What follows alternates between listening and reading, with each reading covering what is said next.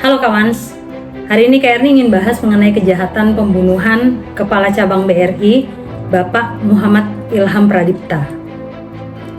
Pertama, Kak Erni mengucap belasungkawa bagi keluarga Pak Ilham. Semoga beliau mendapat tempat terbaik di sisi yang kuasa dan keluarga yang ditinggalkan, walaupun pasti sangat berat, apalagi karena mendadak, diberikan ketabahan dan kesabaran. Amin ya robbal alamin. Selain itu, Kak Erni berharap bahwa kebenaran akan terungkap dan pelaku akan mendapat hukuman yang setimpal. Nah, jadi hingga saat ini tentunya masih ada yang menjadi pertanyaan. Misalnya, apakah motif sebenarnya dari pembunuhan ini? Apakah benar karena usahanya mengajukan usaha seseorang, usaha sang pelaku mengajukan pinjaman atau kredit fiktif sebesar 13 miliar rupiah ini tidak disetujui oleh beliau? Dan kalaupun iya, apakah mungkin hal itu yang sampai membuat pelaku ini melakukan pembunuhan? Atau apakah ada alasan tertentu dari penolakan Pak Ilham kepada Dwi Hartono, sang tersangka utama ini? Jadi banyak sebenarnya pertanyaan-pertanyaan yang masih perlu dijawab. Kak Erni lihat dalam editor 2025, disebutkan bahwa Dwi Hartono ini seorang pengusaha pemilik bimbingan belajar online yang katanya mendendam akibat penolakan tersebut. Nah, untuk menjalankan niatnya itu, ia menyewa jasa debt collector sebagai pelaksana penculikan. Terus penculikan dan pada akhirnya pembunuhan ini. Nah, dalam hal ini sepertinya yang kayak ditangkap, penculikan dan pembunuhan itu jadi kayak dua hal yang terpisah. Karena dalam pemberitaan Jati 2025 dinyatakan bahwa kelompok pembunuhan ini terbagi dalam 4 klaster ya. Ada yang klaster pertama adalah aktor intelektualis, klaster kedua adalah yang berperan membuntuti korban, klaster ketiga para penculik, dan klaster keempat adalah yang melaksanakan penganiayaan hingga tewas dan membuang jasad korban. Nah, nggak tanggung-tanggung dalam Jati 2025 itu sudah ditetapkan tuh sampai 15 orang menjadi tersangka dalam kasus ini. Nah, selanjutnya dari pemberitaan Metro TV 2025, karena itu ngelihat adanya ironi di mana Bapak Maximus Hasman, pengacara tersangka RAH atau Revinando Aquinas ya, menyatakan bahwa kliennya tuh hanya melakukan penculikan dan tidak mengetahui akan adanya pembunuhan, sehingga ia tidak bersalah dalam konteks pembunuhan ini. Jadi apakah ia memang ini klaster-klasternya ini saling terpisah gitu kan, sehingga satu sama lain tidak saling mengkonfirmasi gitu, atau ya pokoknya yang bagian kamu ini, yang bagian kamu ini, dan itu yang terjadi gitu kan. Nah, dalam konteks kriminologi ya, ada beberapa para kriminolog yang menyatakan adanya permasalahan organized crime ya, atau kejahatan yang terorganisir. Tapi Kak Erni juga tertarik dengan pernyataan sosiolog kriminal dari Universitas Gadjah Mada, Bapak Suprapto, yaitu beliau menyatakan fenomena kelompok pembunuh bayaran memang sudah banyak terdengar, tapi keberadaannya tidak tampak di permukaan. Pembunuh bayaran ya. Jadi pernyataan ini menimbulkan kekhawatiran tersendiri nih bagi Kak Erni, debt collector yang menjadi pembunuh bayaran, berarti kan. Nah, pertama berarti ada indikasi bahwa pembunuh bayaran itu memang ada atau real, bisa disewa, gitu kan ya. Dan yang kedua bahwa ini bisa menjadi tren di mana orang akhirnya cenderung mengambil jalan pintas ketika memiliki dendam pada orang tertentu atau punya tujuan tertentu, ya menyewa pembunuh bayaran ini gitu. Dan yang ketiga, lebih jauh lagi bahkan gitu, terdapat kemungkinan munculnya fenomena copycat crime atau copycat killer dari masalah ini, dan ini harus menjadi perhatian bagi sistem peradilan pidana, terutama unsur kepolisian. Nah, oke, kita coba breakdown ya dari pemikiran Kak Erni itu. Pertama, fenomena paid killing atau pembunuh bayaran tadi, pembunuhan berbayar, paid killing. Yang kedua, hitman atau assassin ya sebagai pelaku. Dan yang ketiga, fenomena copycat crime atau copycat killer. Ya. Oke, coba kita lihat yang pertama yaitu fenomena paid killing. Kalau kata Calhoun 2002, pembunuhan berbayar. dapat dipecah menjadi 3 tipe utama yang dibedakan berdasarkan konteks legalitas dan otoritas pemberi perintah. Ada state execution atau eksekusi negara, pembunuhan dalam perang oleh tentara atau oleh soldier ya berarti ya, dan contract killing atau oleh pembunuh bayaran atau hitman. Nah, di state executor atau algojo negara itu adalah seorang pegawai negara yang bertugas melaksanakan hukuman mati yang sah ya, ini ya sah sifatnya ya. Jadi tindakan mereka tuh dibenarkan dengan alasan retribusi atau pembalasan yang adil, seperti eye for an eye, mata dibalas mata. Dan untuk melindungi masyarakat dari individu berbahaya ini yang telah melakukan kejahatan berat. Nah, jadi seorang executioner gitu atau algojo ini diharapkan tidak punya dendam. Dia tidak punya dendam pribadi. Dia nggak punya kebencian pribadi terhadap terpidana. Mereka hanya menjalankan pekerjaan sesuai perintah sistem peradilan. Oke. Yang kedua, soldier atau tentara, merupakan pegawai pemerintah yang dilatih untuk menggunakan kekuatan mematikan ya, terhadap target militer musuh selama konflik atau perang, ya, di mana mereka punya justifikasi tindakan, dan justifikasi tindakan itu berakar pada kewajiban untuk mengikuti perintah atasan, membela negara, menjalankan tugas. Sama seperti algojo, ya tentara ini diharapkan tidak memiliki kebencian pribadi terhadap musuh yang mereka bunuh. Ya. Jadi ada kepatuhan terkoordinasi terhadap perintah yang dianggap krusial atau penting bagi efektivitas militer dan meminimalkan korban di pihak mereka sendiri ya. Jadi mencegah banyaknya korban di pihak mereka, kemudian melakukan pembunuhan di pihak yang lain untuk meminimalisir dampak buruk terhadap pihak mereka. Dan yang ketiga tadi adalah pembunuh bayaran atau hitman. Hitman ini individu yang melakukan pembunuhan untuk mendapatkan bayaran. Bayarannya bayaran finansial ya. Seringkali berperan sebagai agen lepas atau freelance. Dia di luar hukum. Dan dari sini kita bisa melihat tuh bahwa pelaku yang dikontrak ya ini gitu ya. Dari yang setelah melihat yang tadi tuh state executioner, soldier atau hitman, nah kita bisa melihat nih pembunuhan Bapak Ilham ini kemudian dilakukan oleh bukan state executioner atau soldier, tapi hitman gitu. Nah, oke. Apa sih hitman itu ya? Kita lihat ya coba hitman itu tuh sebenarnya apa sih gitu ya. Nah, dalam Wilson dan Rahman 2015, hitman itu didefinisikan sebagai pembunuh bayaran atau contract killer ya. Yaitu seseorang yang membunuh untuk mendapatkan bayaran, itu kan ya udah clear ya. Nah, dalam artikelnya itu Wilson dan Rahman tuh mengacu pada tipologi pembunuh bayaran yang dikembangkan oleh McIntyre dan kawan-kawan di 2014, yang membagi pembunuh bayaran ke dalam kategori beberapa kategori ya, yaitu yang berdasarkan pengalaman, motivasi, dan latar belakang mereka. Nah, tipologi tersebut tuh ada 4: novice, dilettante, journeyman, dan master. Jadi novice itu pemula ya, pembunuh bayaran pemula atau calon pembunuh bayaran yang meskipun belum berpengalaman, mereka mungkin masih mampu merencanakan dan mengeksekusi pembunuhan itu dengan sukses ya. Bisa aja gitu. Nah, dilettante itu lebih tua atau lebih ahli daripada novice. Tipe ini kan biasanya mereka ini tidak punya latar belakang kriminal gitu. Dan mungkin menerima kontrak untuk menyelesaikan krisis pribadi, biasanya sifatnya finansial, jadi dikontrak ya. Nah, mereka digambarkan tuh terlibat dalam pembunuhan kontrak tanpa dilettante ini nggak terlalu punya banyak keterampilan dan atau antusiasme dalam menjalankan pembunuhannya. Nah, yang ketiga itu journeyman, yaitu tipe hitman yang diasosiasikan dengan organized crime ya, kejahatan terorganisir, dianggap lebih berpengalaman daripada novice atau dilettante, tapi belum punya tingkat keterampilan, pengalaman atau jangkauan operasional seperti yang selanjutnya nih. Nah, apa nih yang 4 nih, yaitu master.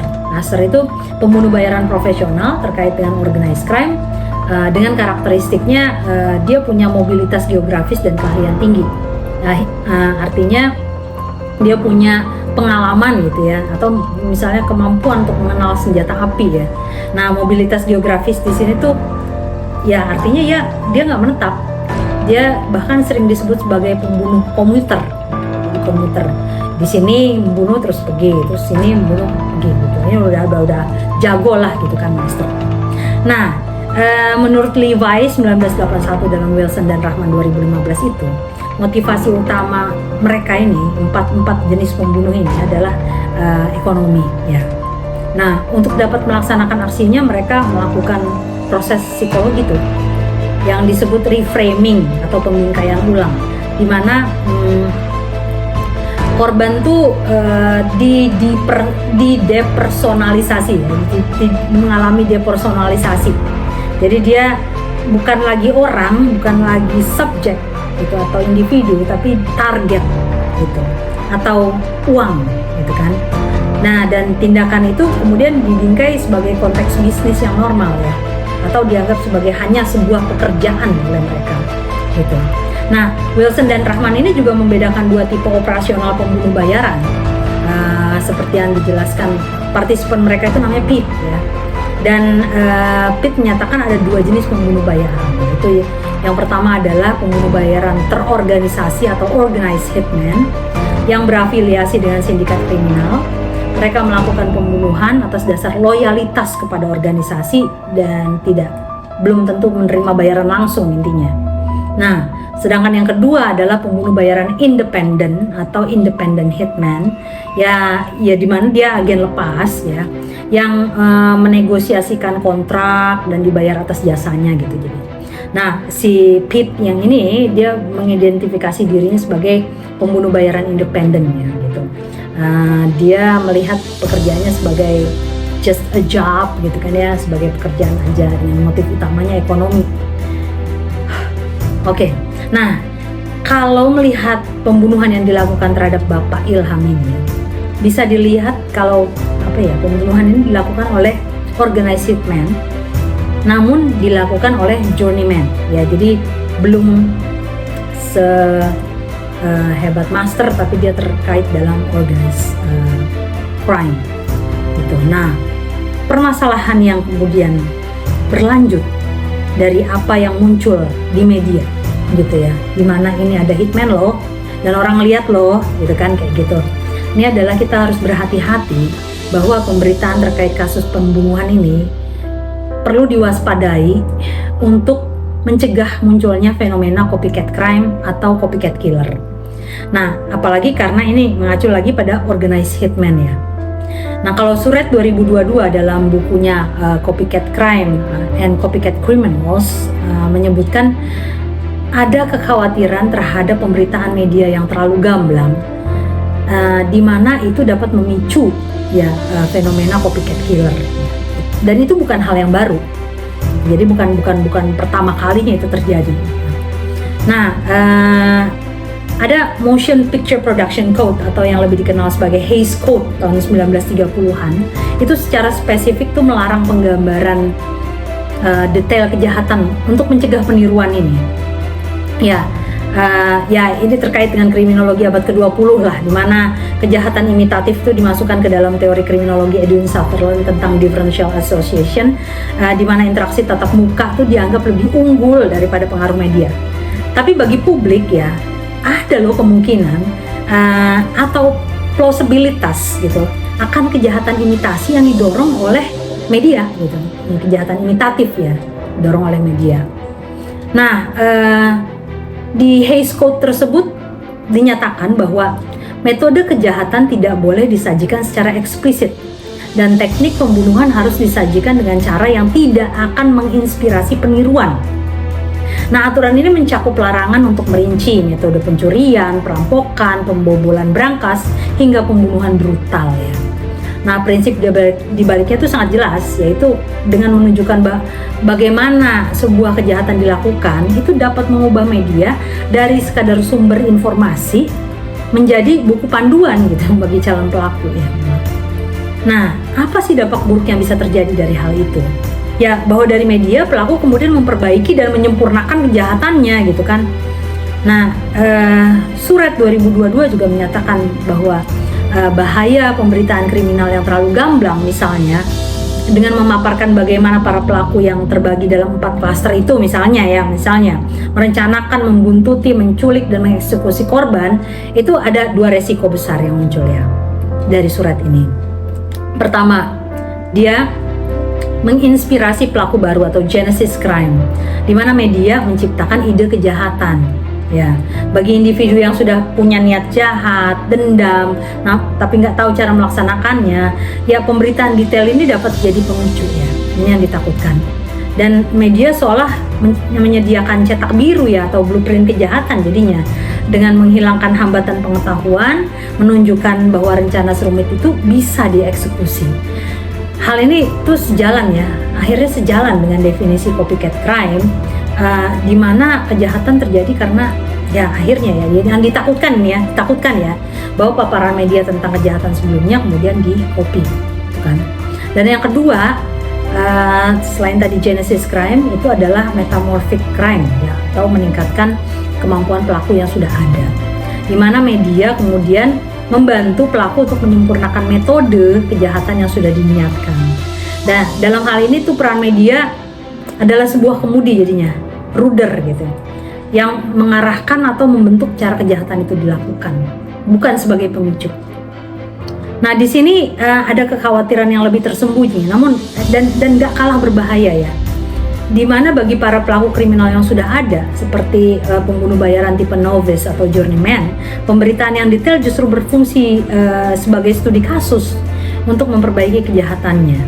Mereka dapat saja belajar dari kesalahan yang dibuat para tersangka yang sudah tertangkap ini. Jadi jangan meremehkan kelompok terorganisir yang dianggap dengan mudahnya tertangkap ini, karena dengan melakukan itu gitu, ini cuman ya inilah gampang tertangkap gitu kan. Nah, itu kita justru mendorong mereka untuk belajar dari kesalahan-kesalahan tersebut. Dan dari itu menurut KRN itu kejahatan ini bukan hal yang pantas kita sepelekan. Nah, di sini kemudian pencegahan dari berbagai segi perlu sekali dilakukannya.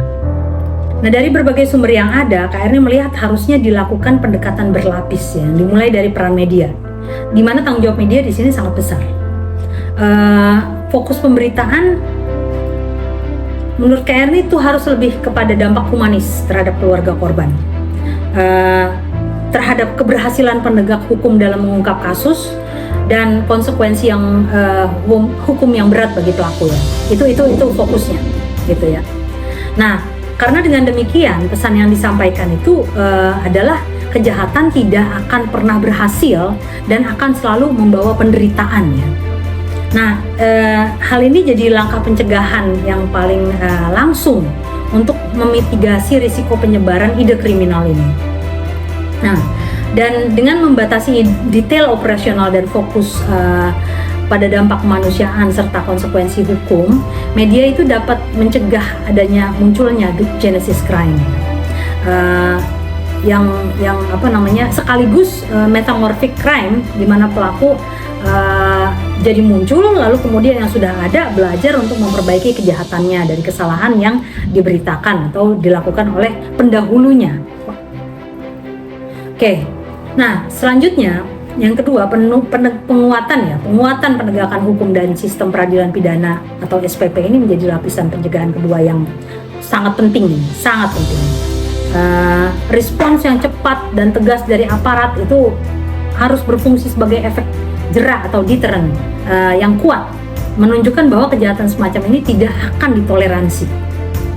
Nah, dalam pembahasan kasus pembunuhan Bapak Ilham ini, fenomena ini harus jadi perhatian utama bagi para aparat sistem peradilan pidana, terutama kepolisian ya. Karena tujuan utamanya adalah untuk mendisrupsi pasar kriminal ya. Jadi tujuan utamanya bukan hanya untuk menangani, tapi juga mencegah dengan mendisrupsi pasar kriminal dengan meningkatkan risiko bagi siapapun yang berniat menyewa jasa pembunuh bayaran gitu. Nah, ini yang seharusnya menjadi strategi yang efektif sekali untuk memerangi jaringan kejahatan terorganisir yang menjadi tempat bernaungnya pembunuh bayaran profesional tipe terutama journeyman atau master gitu. Nah, pada level yang lebih mendasar, pencegahan jangka panjang juga harus menyentuh akar masalah sosial ekonomi ya, yang menciptakan pasokan individu yang rentan menjadi pembunuh bayaran. Nah, untuk mencegah munculnya pembunuh bayaran tipe diletan gitu kan, yang seringkali bertindak karena krisis pribadi yang bersifat finansial ini, solusinya ya terletak pada program jaring pengaman sosial, akses terhadap bantuan keuangan yang sah, dan layanan kesehatan mental misalnya ya, sehingga mereka dicegah dari kebutuhan yang kemudian akhirnya membuat mereka melakukan apapun gitu demi memenuhi kebutuhan finansialnya. Nah, sementara itu untuk mencegah lahirnya pembunuh bayaran tipe novice yang seringkali berasal dari lingkungan geng ya misalnya ya, diperlukan intervensi dini bagi remaja beresiko. Misalnya menyediakan alternatif positif dan membangun empati untuk melawan proses psikologis reframing yang memungkinkan seseorang untuk membunuh demi uang tuh. Nah, dengan mengatasi kondisi-kondisi ini harusnya ya memang sangat mengakar ya, tapi masyarakat dapat harusnya mengurangi jumlah individu yang terdorong atau rentan direkrut ya ke dalam dunia kejahatan kekerasan ini. Nah, kasus pembunuhan tragis ini yang menimpa Bapak Muhammad Ilham Pradipta ini sejatinya bukan hanya sekedar catatan kriminal saja ya, namun sebuah cermin yang merefleksikan bahaya laten dalam masyarakat. Nah, di sini fenomena ini mengungkap adanya realitas yang mengkhawatirkan tentang keberadaan pembunuh bayaran yang bisa disewa gitu dan tersedia, sekaligus juga menyoroti adanya risiko besar munculnya kejahatan tiruan atau copycat crime ya, yang berpotensi dipicu oleh pemberitaan media yang terbuka. Nah, maka karena itu kejahatan ini jangan deh dianggap sepele, dan harus ada respon yang komprehensif bagi ini. Nah, sekali lagi seperti yang tadi Kayani bilang, pencegahan yang efektif harus melibatkan pendekatan berlapis, mulai dari tanggung jawab media dalam memberitakan, ketegasan aparat penegak hukum untuk mengacaukan pasar kejahatan terorganisir ini, hingga upaya jangka panjang untuk mengatasi akar masalah sosial ekonomi yang menciptakan individu-individu rentan yang bisa menjadi atau direkrut menjadi pelaku dalam pembunuhan terorganisir ini, kejahatan terorganisir ini. Nah, itu pada akhirnya tragedi ini harus menjadi pengingat ya bagi kita, bagi semua pihak, bagi media, bagi aparat, bagi masyarakat untuk bersinergi, dan kita bisa memastikan keadilan ditegakkan dan mencegah terulangnya kejadian serupa. Oke, begitu. Semoga diskusi ini atau diskusi lainnya bisa kita lanjutkan. Please like and subscribe sehingga KRI juga bisa membagi wacana lain dan kita bisa berdiskusi di dalamnya. Semangat akademis semuanya, tetap tegar dalam kondisi yang sangat sekali lagi menarik ini. See you, love you all.